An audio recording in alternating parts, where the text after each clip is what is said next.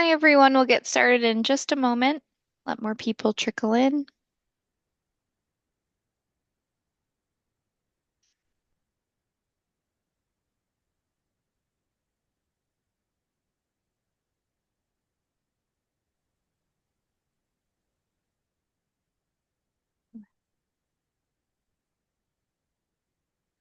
Okay, in the interest of time, we'll go ahead and get started. We are lucky to have Francie Kelly from Boston Children's Hospital here today, who will be presenting our school support session content. Please ask questions throughout the presentation. We'll do our best to answer them either directly in the Q&A or at the end verbally with Francie. So please ask away. And Francie, I'll turn it over to you. Okay, welcome everybody. My name is Francie Kelly. As Megan said, I am from Boston Children's Hospital. And if you give me a second, I'm going to share my screen and we can get right into this.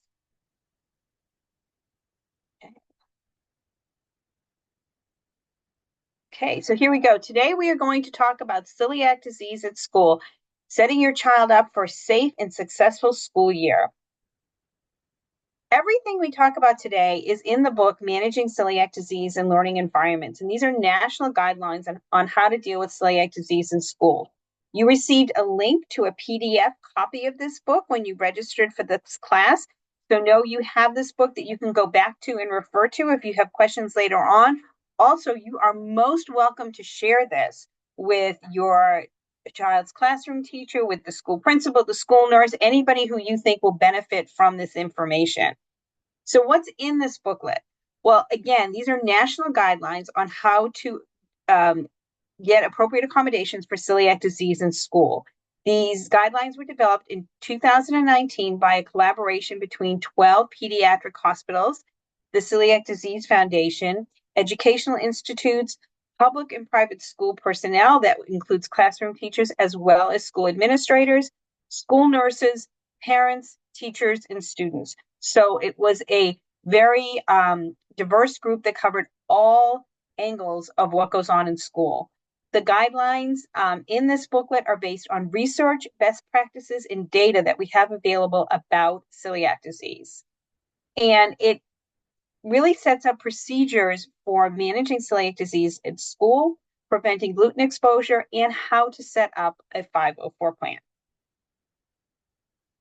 There are a number of laws that apply to celiac disease at school, and we're going to go through them. The first laws deal with disabilities, and we have the American with Disabilities Act that defines a disability as a physical or mental impairment that substantially limits one or more major life activities.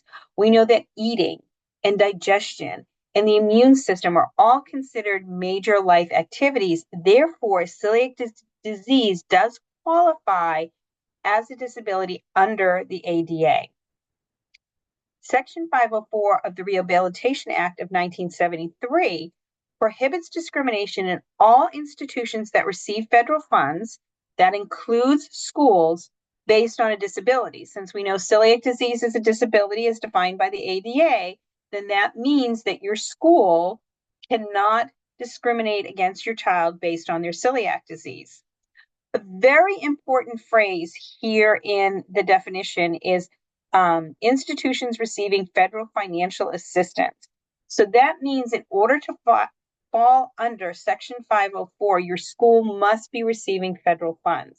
Now, we know that all public schools receive federal money, so it's an easy calculus to say that if your child is in a public school, Section 504 is going to apply to them. If your child is in a private school, it is most likely that Section 504 is not going to apply to them. However, the phrase here is receiving federal financial assistance. So if your school got some sort of federal grant in order to put solar panels on the roof or some other way that they're participating in grant programs or whatever else, and they are getting federal funds, they could fall under Section 504. So I wouldn't immediately say that because you're in a private school, 504 is not going to apply. However, it is most likely true that it is not going to apply. But more important than whether your private school falls under Section 504, it's important to understand that most schools want to do right by their kids. They want their kids to be successful in school. They want their kids to be happy in school. And therefore, in a private school setting, they're going to go through a process very similar to what we're going to talk about in the context of a 504 plan. They're just going to call it something different. So this information, even though a lot of what I talk about today is going to be focused on 504 plans, it's still relevant to you if your child is in private school. Just realize the accommodation plan that the school sets up is going to be called something other than a 504 plan. So what does not discriminating against your child mean in Section 504? It means that the educational program the students must meet the student's individual academic educational needs as adequately as they are meeting the needs of the non-disabled students. And they must do that by making reasonable accommodations that do not drastically alter the structure of the educational institution. And we're going to talk a lot about what it means to be a reasonable accommodation. There are also laws that govern food at schools. First, we have the National School Lunch Act. And the National School Lunch Act provides qualified students free or reduced cost meals in school. And a gluten-free option has to be included on the menu under the National School Lunch Act. In actuality, that is any kind of medically necessitated diet, but for the purposes of what we're talking about, it is the gluten-free option that we're talking about. Now, if you live in California, Colorado, Maine, Michigan, Minnesota, New Mexico, Massachusetts, or Vermont, your state participates in something called universal school meals. So the state has put additional funds into the funds that come in under the National School Lunch Act, and they provide a free breakfast and lunch to all students, regardless of financial need across the schools. So if you're in any one of those 8 states, regardless of your financial situation, your child does qualify for a free gluten-free breakfast and a free gluten-free lunch every single day in school. The Child Nutrition Act offers financial assistance to school for equipment to extend breakfast and lunch services. As part of the Child Nutrition Act, the USDA is allowed to set uniform standards for nutrition in those school meals. And the gluten-free meal has to meet the same nutritional standards as the meals being served to the other kids. So that means that, the school can't hand your child a banana and say, this is your breakfast or this is your lunch, because it's not a complete meal. It's not going to meet those nutritional standards. So the school has to provide a gluten-free option, and that option has to meet the caloric and nutritional standards set by the USDA. We also have the FDA's gluten-free food labeling law, and this regulates the term gluten-free on food labels. So any packaged food that comes into the school, so, if your child is going through the line and picking up a muffin that's, cellophane, factory sealed, and it says on the outside that it's gluten-free, then that food must meet the standards set in the FDA's gluten-free food labeling law. What are the types of plans that we have in learning environments? The first type of plan is the 504 plan, and that is going to be the focus of our conversation today. The 504 plan addresses accommodations in academic areas as well as extracurricular activities. It allows the accommodations allow the child to fully participate in all aspects of school life, be they educational or social activities. Academic performance is not a factor. If your child is eligible for a 504 plan because of their disability, they can have a 504 plan, whether they are an A student, a C student, or whatever. It doesn't matter. And the 504 plan stays with your child from the time it starts all the way through college. So that means as your child progresses through school, from elementary school to middle school to high school to college, the 504 plan stays with them.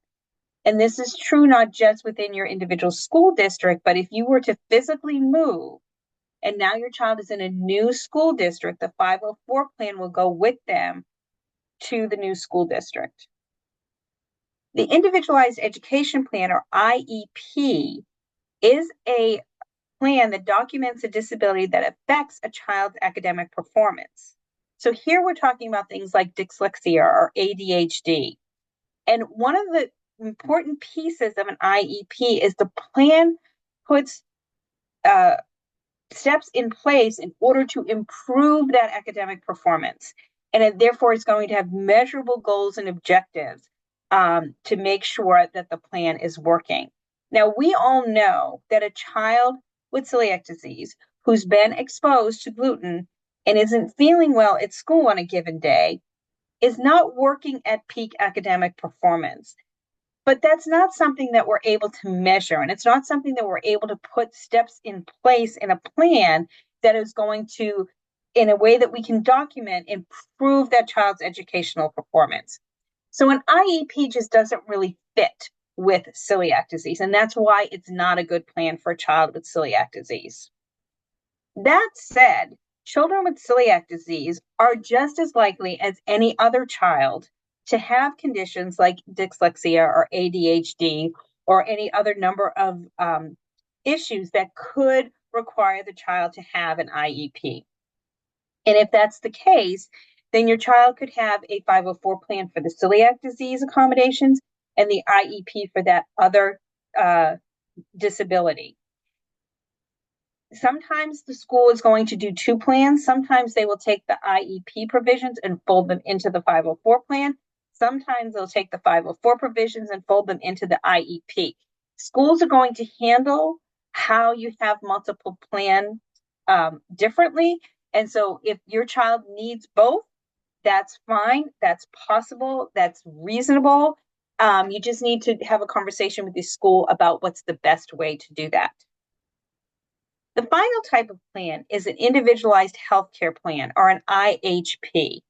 An IHP deals with medical issues in the school setting, and that sounds like it would be a great place for celiac disease because celiac disease is a medical condition and we're talking about school.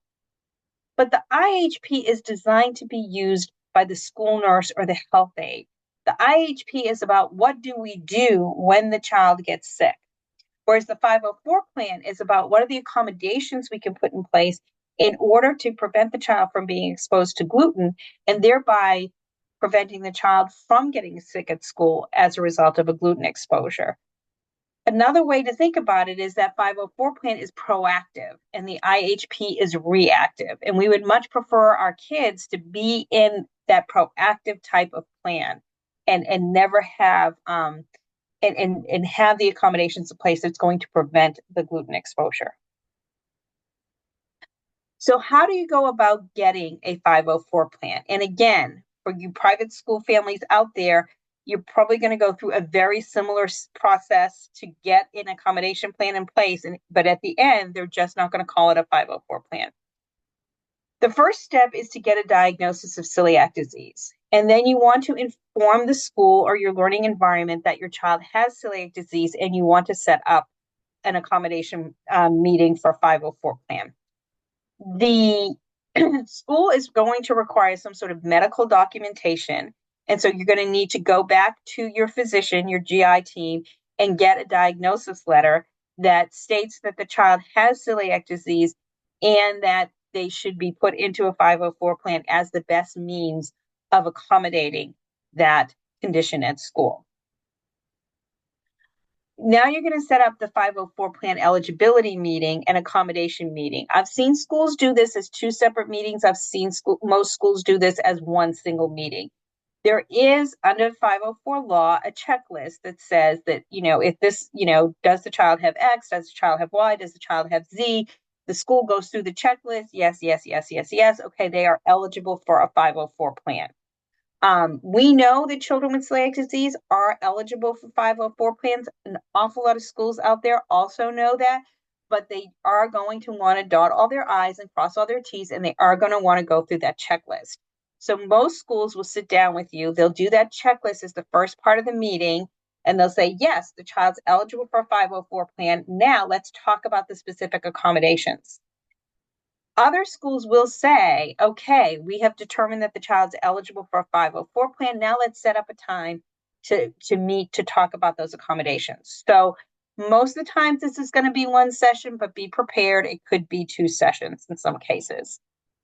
The next step here is assigning roles. And this is a really important step. When you sit down with the school to talk about the accommodations that you're going to want to put in place for your child at school, you're going to want the right people to be present in the room. If your child, so that means you're going to want the school nurse, you're going to want the classroom teacher, um, any other teacher that like is really in, someone who is significant part of your child's school day. If your child's going to eat lunch in the school cafeteria, you're going to want someone from food service there. If your child's in middle school or high school and they're in some sort of club or on a team or in the band, and these are situations where they're getting on buses and they're going halfway across the state for various meets and competitions and performances, you're going to want that faculty advisor or coach or band director in that meeting so that they understand the accommodations that need to be put in place. You don't have to have every single subject teacher in the classroom, every single specials teacher for elementary school um, at the 504 meeting, but those significant players that are going to have a huge part in making sure those accommodations are followed should be at the meeting. One of the things that we've seen happen is, a school principal or a school nurse will say certain things about gluten-free options that are or are not available in the cafeteria, or they will say things about things the cafeteria staff can or cannot do to help accommodate the gluten-free diet. And they're doing that based on their experiences of what they're seeing as food being offered in the cafeteria or what they're seeing as the processes that happen in the cafeteria without really fully understanding all of the options that are available to order or all of the different ways that they can, do it X way or Y way in the cafeteria. So a lot of times when you want your child to eat in the school cafeteria and you don't have someone from the cafeteria staff in the meeting, you're going to be told that something can happen when it can't, or something can't happen when it can. And that's just a really good example of why you want all the right people participating in that meeting where you're setting up those accommodations. So after you meet and agree on the accommodations, the plan's going to get written, it's going to get signed off on, and it's going to get put into action. Every year you should sit back down with your school to update the 504 plan. And that makes sense because our kids' needs change. Our kids get older, they get more mature, they're engaged in different kinds of activities at school. So the kinds of accommodations that you're going to put in place, say for a kindergartner, and the kinds of accommodations you're going to put in place for, say, a high schooler, we know are going to be very different. And they're going to change a little by little, year over year over year, throughout their time in school. And that's why it's important to always sit down and update that plan. That being said, the annual review of check-in for the plan is not the only time you would potentially sit down with the school to talk about the plan. You can call a 504 meeting at any time. That is your right. And so if something doesn't seem to be working with the 504 plan and you want to sit down with the school to discuss what's not working and discuss ways to improve that, that is absolutely reasonable and acceptable. And you can do that at any time. You don't have to wait for that annual check-in. Most of the time, what happens in the 504 process is that you've got a bunch of people sitting around a conference table and talking about the accommodations that are going to be put into place. And what sounds really good and reasonable and sounds like it'll work very smoothly when you're sitting in a room at a conference table can be quite different from what actually happens in a classroom. So sometimes things just don't work the way you expected and they need to be tweaked. And that is a great reason to have a 504 meeting to fix those things that are not working properly. Sometimes there are really serious issues that maybe you have some member of the staff that's not following the 504 plan, or there's something going on where your child's getting exposed to gluten during the school day. But most of the time, when you have these 504 meetings, it's just to tweak something that's just not working in the way we expected it to work. And we just want to fix that. And everybody will be on board on making that fix. This slide shows pages 20 and 21 from the book, Managing Celiac Disease in Learning Environments. And I know that this is a lot, and I know it's really hard to read, but don't worry about that right now. What this list contains is a list of all of the possible accommodations that that group of from CDF, from 12 children's hospitals, from educators and parents and students came together and agreed upon the kinds of accommodations that a child with celiac disease may need, emphasis on the word may, in their 504 plan. And it takes into consideration all uh, the entirety of school life. So there are things in here that would apply to someone who's in preschool or kindergarten, as well as accommodations that apply to kids who are in high school and everything in between. So while this list can look a little intimidating, know that no child is going to need all of these accommodations in any one given year.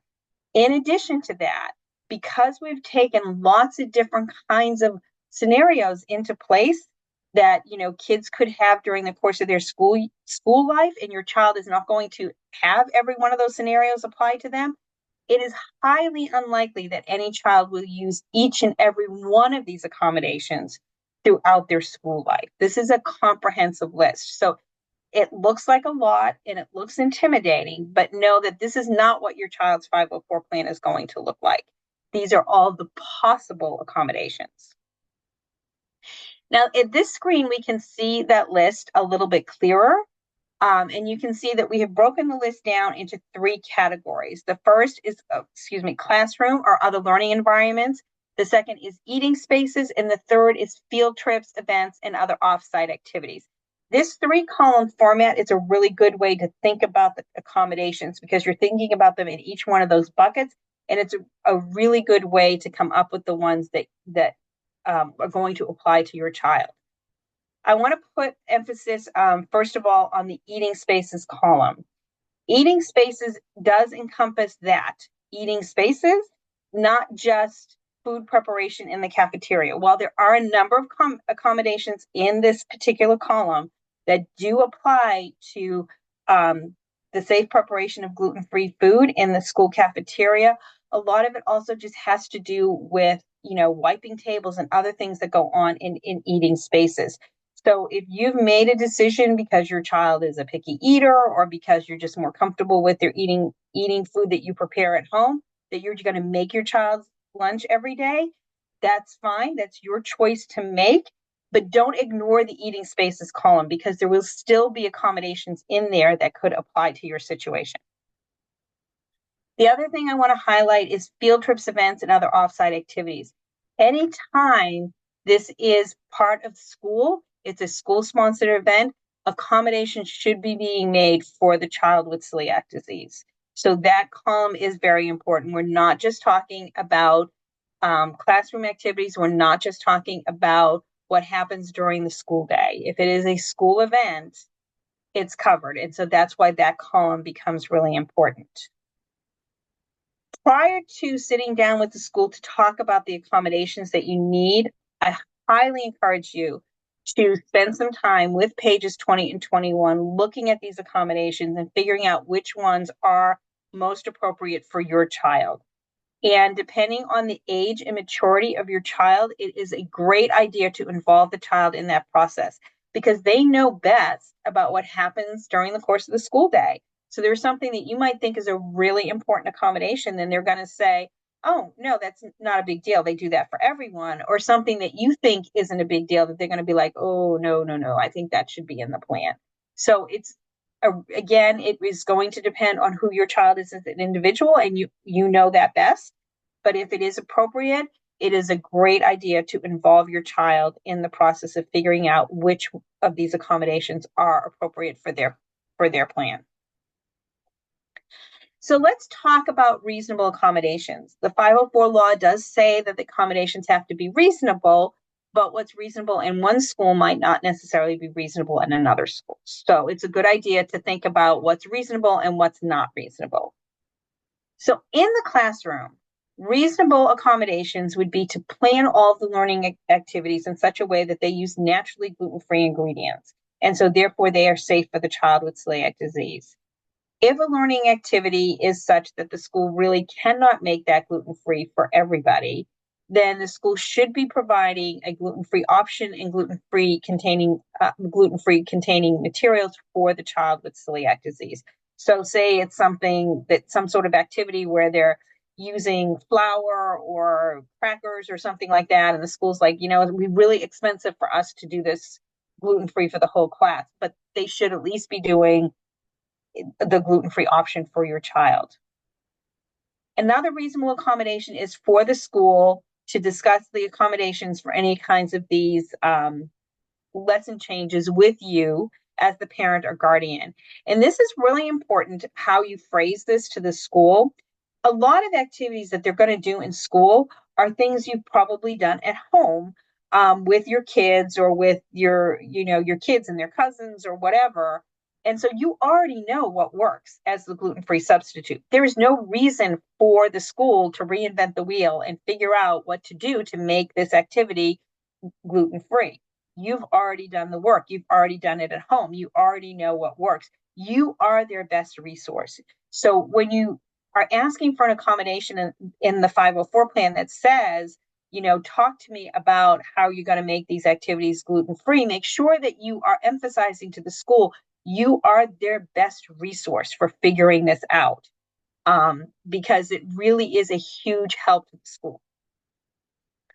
Unreasonable accommodations in the classroom would be for you to ask the school to excuse your child from class because you feel like an activity is inherently dangerous for your child.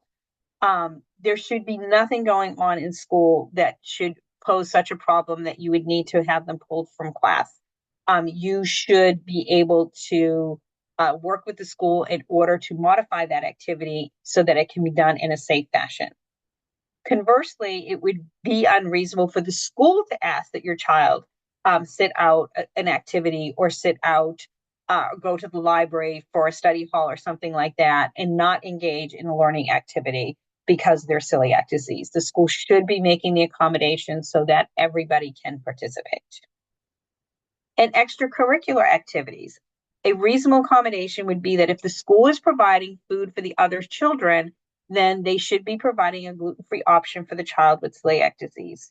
And here again, you are their best resources. They should be working with you to identify ways of making sure that there are gluten-free options for your child. An unreasonable accommodation in an extracurricular activity would be for the school to deny the child access to an activity because of their celiac disease. In the cafeteria, the reasonable accommodation is that the gluten-free meal should be a hot meal for a hot meal, and it should meet the same nutrition and caloric standards as the meals served to the other children. And when I say a hot meal for a hot meal, do I mean that every plate of food that the cafeteria gives to your kid has to have steam coming off of it? No. It needs to be a complete meal. They certainly are allowed to offer a salad or a sandwich or something that's not, cooked or hot per se. But again, we're talking more about complete meals, and we're talking about meeting those USDA standards for nutrition and caloric values. An unreasonable accommodation in the cafeteria would be for you to say, hey, it's ravioli day, so the school has to provide gluten-free ravioli for my child. No, the school does not have to provide a meal that is an exact replica of what the other kids are getting for your child. They have to provide them with a safe gluten-free option, but it doesn't have to be exactly the same as what's being offered to the other kids. Another unreasonable accommodation would be for you to ask for the whole school to go gluten-free. Our kids are perfectly safe to be in environments where gluten is present. They are going to be confronting that for their entire lives. And so there's no reason why we need to ask for school to be any different than that. And the final unreasonable accommodation in the cafeteria would be for you to require that the school have a separate kitchen or separate equipment for gluten-free food preparation. It is absolutely a reasonable requirement for you to say that the school is going to provide gluten-free meals that are safe from cross contact during food preparation. But how the school goes about ensuring that meal is safe, ensuring that cross contact doesn't happen, is up to the school. And it can be done in ways that are very safe without requiring a separate kitchen or separate equipment being used for gluten-free food.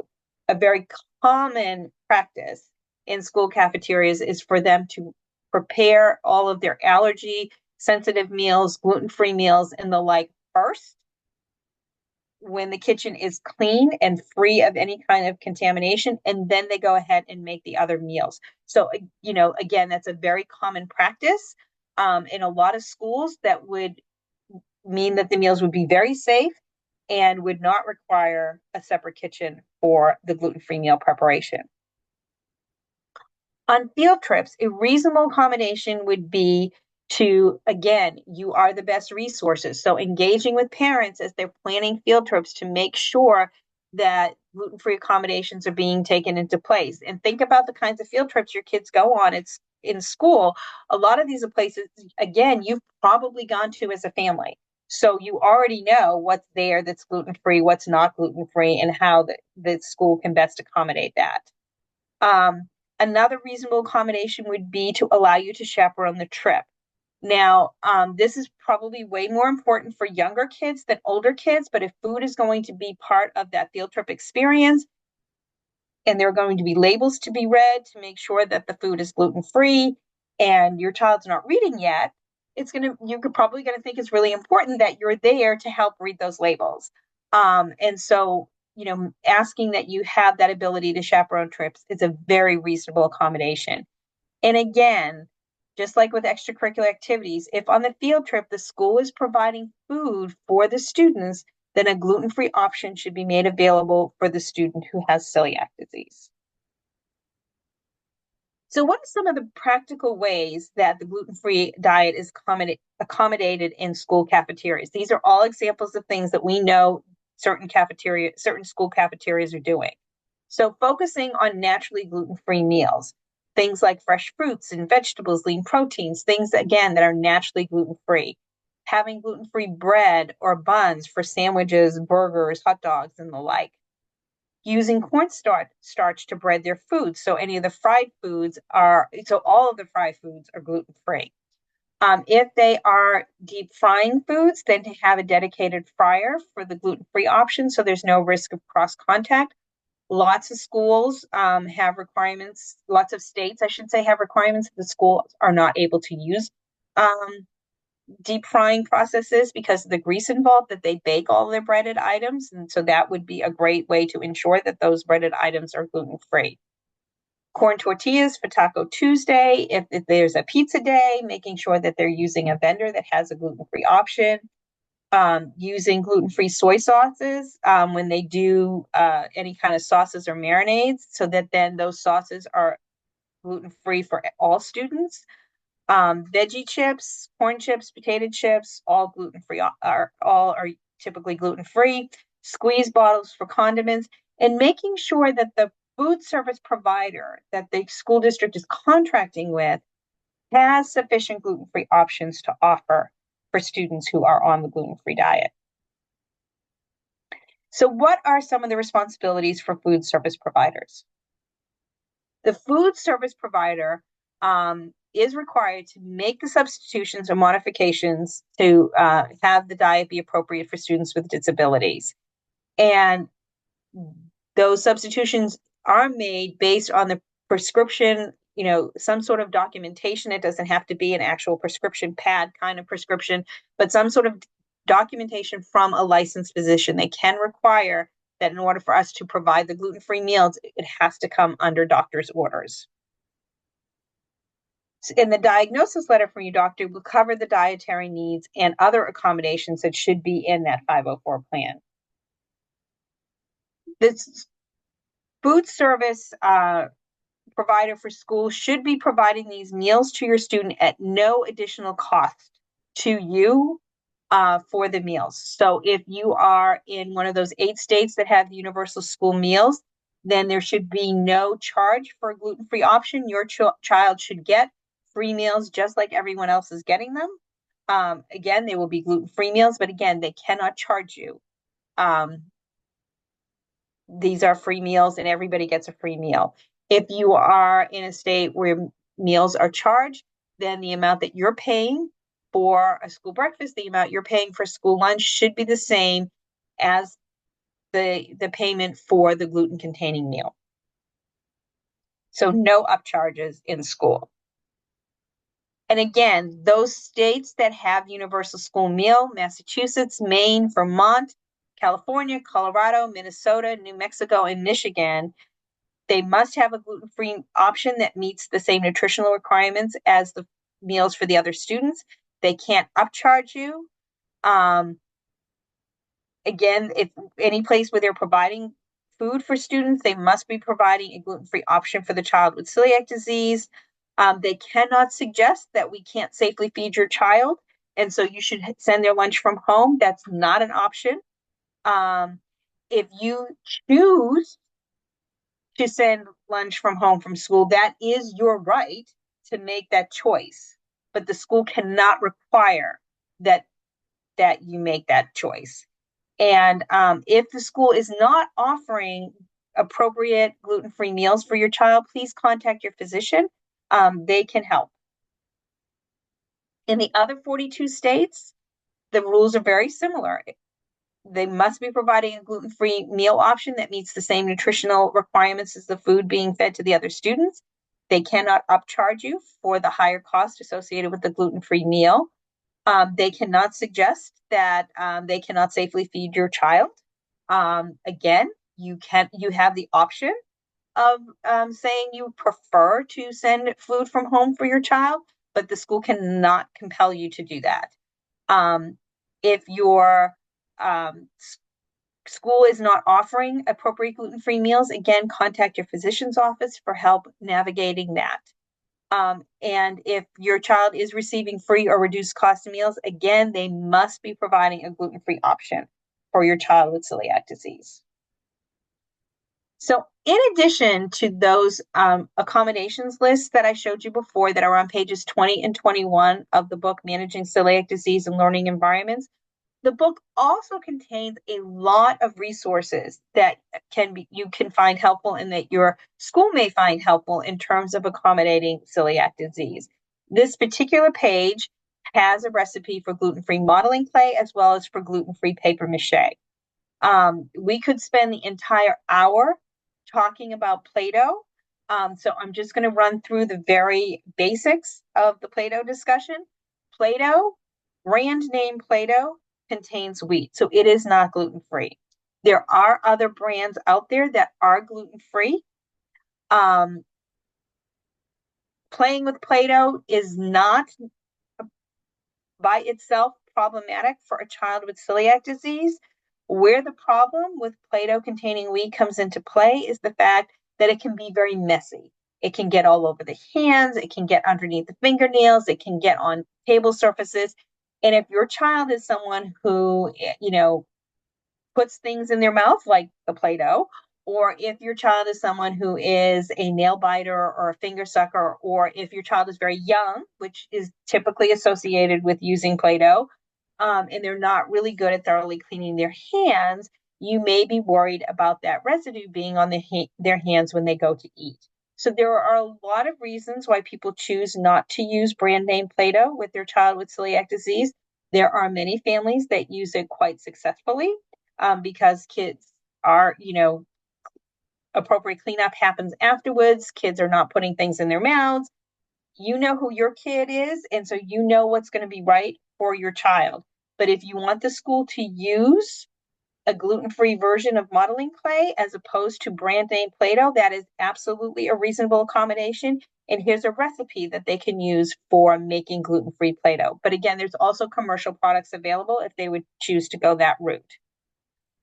Paper mache. By the time your child gets to the point where they're making paper maches in classroom, they're probably past the stage where they don't thoroughly clean their hands. They're probably pretty good at it by that age.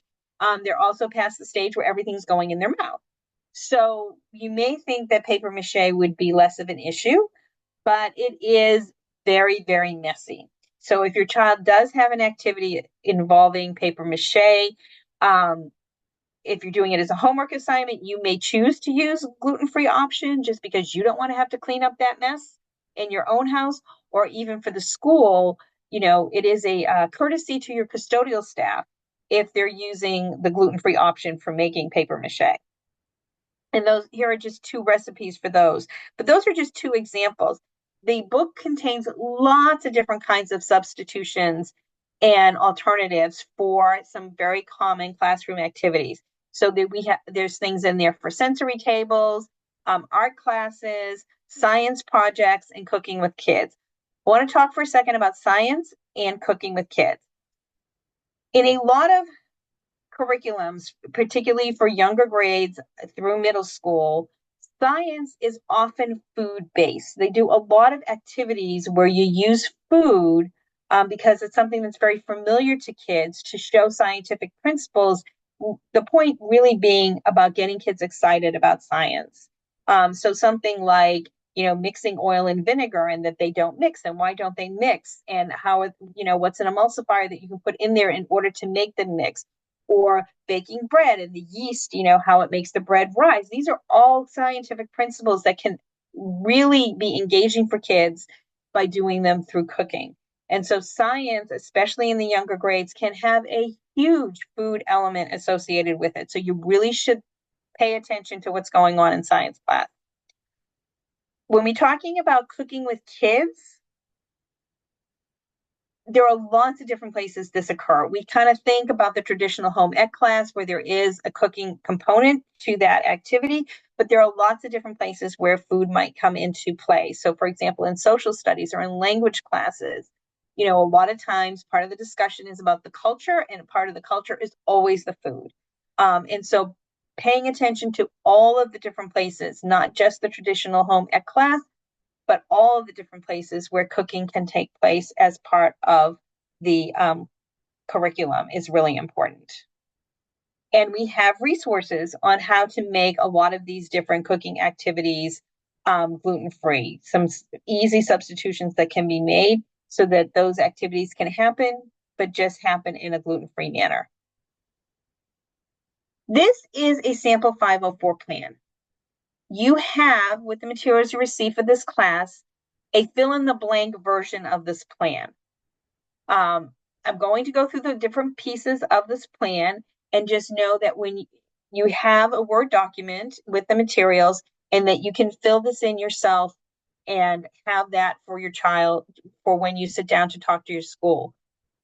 I recommend that you do the sample 504 plan prior to sitting down with the school and either send it to them before your 504 meeting or bring it with you to the 504 meeting.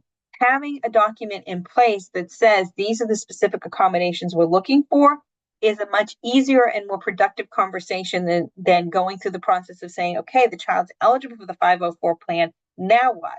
What are the accommodations we're going to be putting in place? And then everyone kind of staring at each other.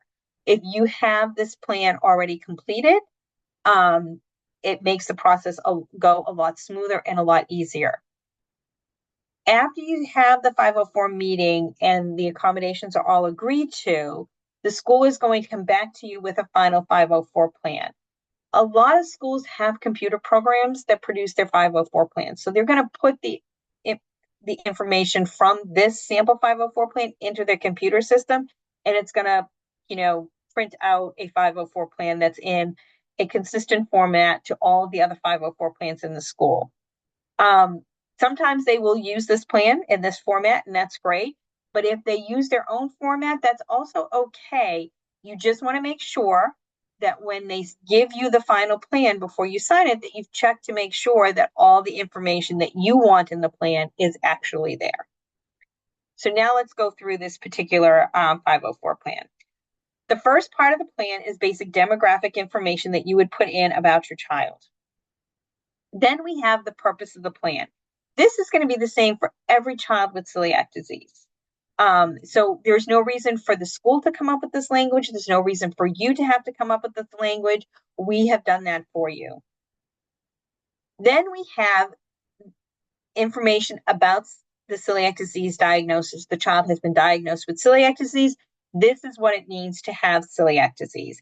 Again, that is the same for every child with celiac disease. No reason for you to reinvent the wheel. We've done this here for you. And then the treatment of celiac disease. Someone with celiac disease needs to be on a lifelong gluten-free diet. What does that mean?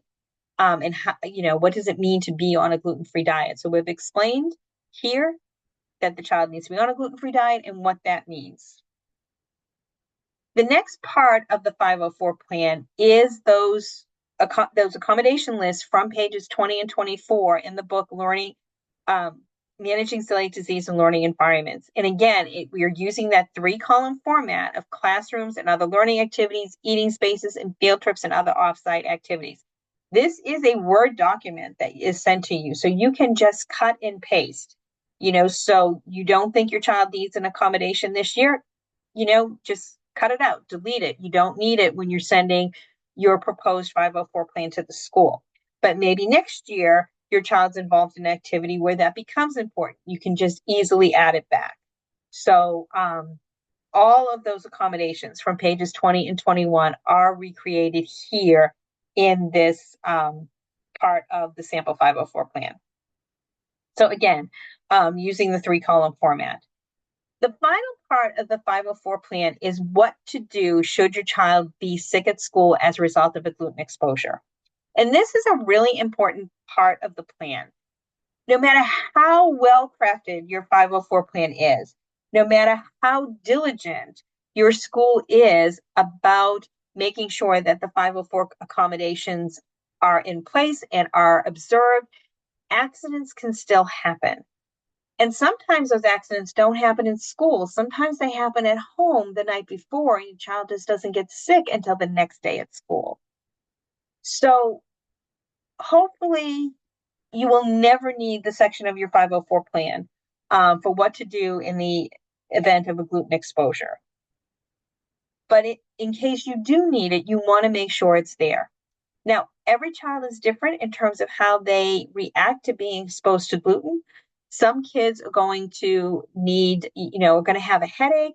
They're going to need to go down to the nurse's office and lay down for a half an hour, and then they're going to be good to go for the rest of the day. If that's who your kid is, that's what you put in this part of the 504 plan about what to do if there's a gluten exposure. Some kids get violent on the other end of the spectrum. They get violently ill and they need to go home for 2 or 3 days. And if that's who your kid is in terms of their reaction to gluten, then that's what you need to put in this section of the plan. Again, every child's different. So what you put here is going to be different, be very specialized to your child. And again, it's really important to have this plan in place. So what are some common things we hear about people with regard to 504 plans?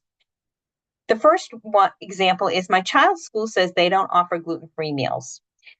If your child attends a school that participates in a national school lunch program, as most schools do, they're required by law to provide a gluten-free lunch for the child.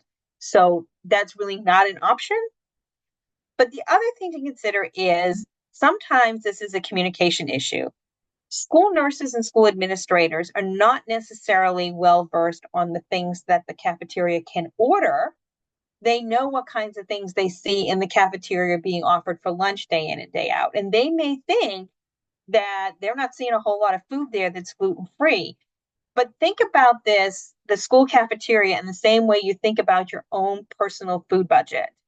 Gluten-free food is a lot more expensive than its gluten-containing counterparts. If the school doesn't have a student or students that need specialty gluten-free food, then why are they going to be ordering it from their food service provider and paying that higher cost of gluten-free foods? They're just not going to do it. But the fact that the school nurse or the principal or school administrator has never seen that gluten-free item being offered in the cafeteria doesn't mean that it is not available for the school to have in the cafeteria. So really make sure that you know what can be offered versus just what is being offered right now. Like once the school knows there's a child with celiac disease, once the school knows that they need to make accommodations to offer gluten-free meals, what can they offer? Not just what did they offer last year, because those are two very different lists of food offerings. And if the information is still continues to be Nope, sorry, we don't have gluten-free options that we can make available to you. Then you need to sit down with the head of nutrition services for your school district or the cafeteria manager at your particular school um, to resolve that issue because they are required by law to have gluten-free options available for your child. My schools, my child's school says no to a 504 plan. So if your child attends a school that receives federal funding, they are required by law to hold the 504 plan eligibility meeting. And that's where they go through that checklist. Are these things present? And if the school sits down with you and they go through that checklist, it'll become apparent very quickly that a 504 plan, a child with celiac disease is eligible for a 504 plan. And if your child's eligible for a 504 plan, according to the criteria set out in the law, then the school doesn't have the right to decide whether they get it or not. They are obligated to offer a 504 plan to that student. And then you should remind the school that celiac disease is a disability and the 504 plan is the most appropriate plan for documenting the accommodations. And you can talk to them about that proactive versus reactive nature of the 504 plan. My child keeps getting exposed to gluten at school. If that's your situation, I'm really sorry that that's happening to your child, and it can be very, very frustrating. As parents of children with celiac disease, and I am also a parent of someone with celiac disease, um, you know, we really feel for our children all the time. So what you want to do in this situation is set up a meeting with your 504 plan administrator, the school nurse, the classroom teacher, and food service manager, whoever are the people involved in where you think the gluten exposure is happening. An important thing to note is that all schools are required to have a 504 plan administrator on staff. Now, this is not a job. If you go onto the school's website, you're not going to see, 504 plan administrator listed as a job and then, someone's name next to it. It's a hat that someone wears in addition to another job that they have at the school. Typically, it is the school nurse. I would say 75% of the times the 504 plan administrator is the school nurse. So if you don't know who your 504 plan administrator is, talk to the school nurse. Because since they're typically involved in these conversations, if they are not the 504 plan administrator, they're going to know who is. So you want to sit down with the appropriate people and clearly explain where you believe your child is being exposed to gluten. And then ask for a written plan as to how, what changes are going to be made to prevent this gluten exposure from happening going forward. What about college? A lot of what we're talked about here really pertains mostly to elementary, middle, and high school. If your child is in college or planning on going to college in the next few years, there are accommodations available for your child in college as well as in school.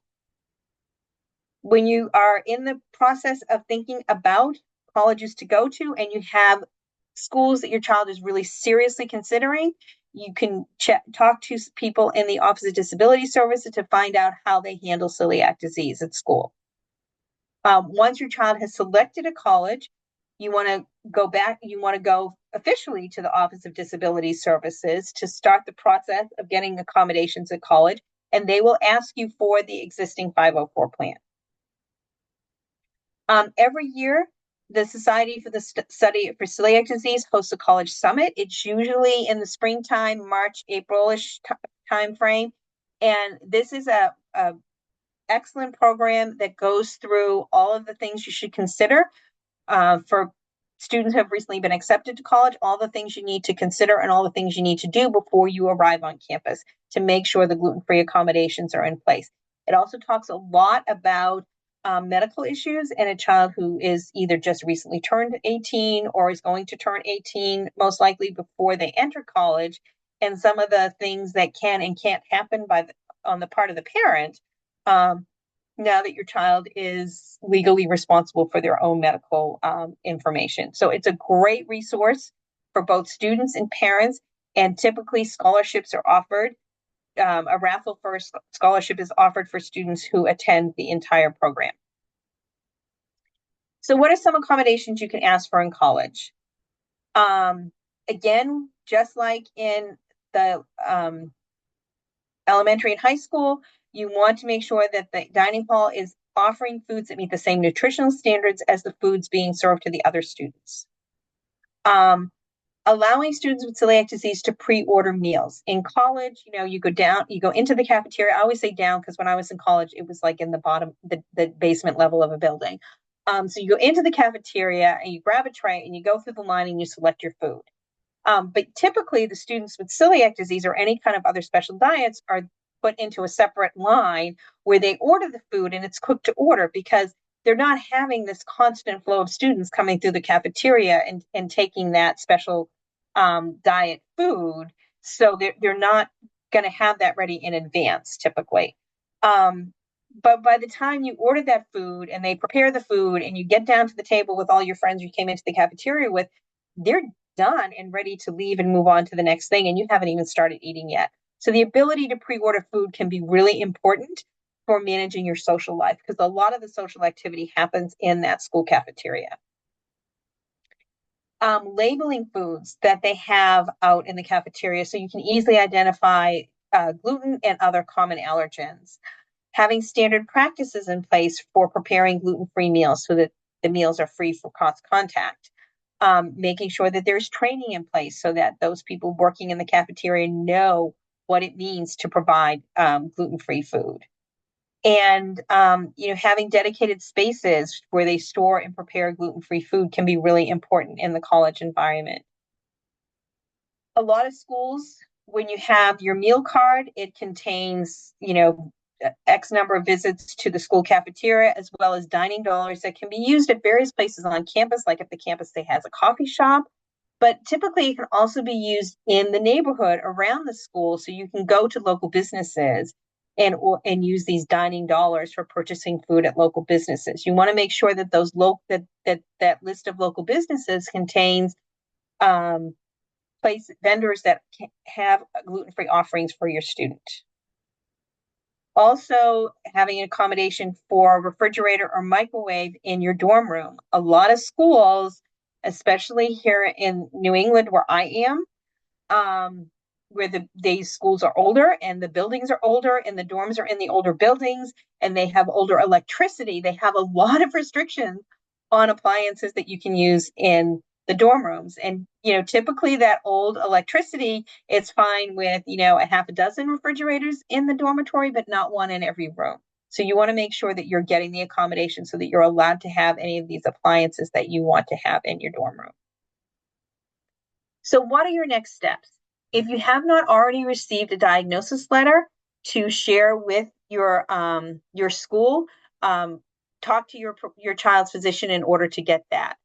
Review the book, Managing Celiac Disease in Learning Environments, and start thinking about those accommodations you want to have in your child's 504 plan. Connect with your school in order to set up your 504 plan meeting and your accommodation plan meeting. And the Celiac Disease Foundation has a lot of resources available to them, available to you. Excuse me, I said that backwards. They have a lot of resources available to you. Just go to their website, celiac.org, and you can find all kinds of information about celiac disease accommodations at school. So with that, I'm going to stop sharing my screen and we can have a few questions. Yeah, thank you, Francie. We'll try to get to the two that they've saved in the Q&A first. So one question we had for accommodations, can the school require the parent to provide the materials? My daughter's teacher uses food for math, and she has asked me to provide gluten-free options. And she's newly diagnosed, and the 504 is not set up yet, so that might help So clarify. again, the federal law is pretty clear that you are not required to do that. Now, you may be very happy to help the teacher out, and you may be very happy to help the school out, and you may be very happy to know that exactly what they're using and that it's gluten free. So it's certainly something that a lot of families do choose to do, but the school cannot require you to do that. Great, thank you. Would making Reasonable accommodations apply to events like PTA sponsored family fun days. There's a hot dog dinner offered as a fundraiser at her daughter's elementary school, and they were going to pack dinner. So just more clarity on that. So again, if that's your choice to pack the dinner because whatever you think that your child's going to enjoy it more, that's fine. But yes, if it is a school sponsored event and that would include PTA or PTO functions that are happening at the school, if they are offering food for other students, they should be offering gluten-free options for your child as well. Great. We'll just do one more in the interest of time. Do you have any specific recommendations for a student going to college and the housing? Can we require that she be placed in a suite if available so she has access to a full kitchen? And then we had another one about, does your 504 follow you to college? So first of all, the, the fact that you have a 504 plan, yes, that does follow you to college. The kinds of accommodations are very, very different. So in terms of the detail aspects of the plan, no, all of those specific accommodations may not apply in college. So just to be clear on what we're talking about when we say it follows you. In terms of living in a suite, it is something that you need to every school is different in terms of the school culture and the setup. Suite options are great options for students with celiac disease. I know a lot of students who have been put in those suite setups. Um, Starting with freshman year, and it has been wonderful for them. Other students have felt very isolated because they're with upperclassmen instead of with other freshmen because those suites are kind of reserved mostly for the juniors and seniors.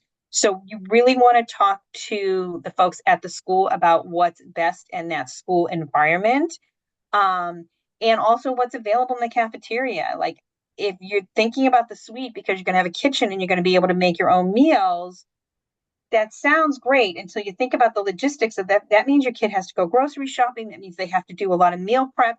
And while they are just getting used to being on campus at college, are they really going to have the ability to do that?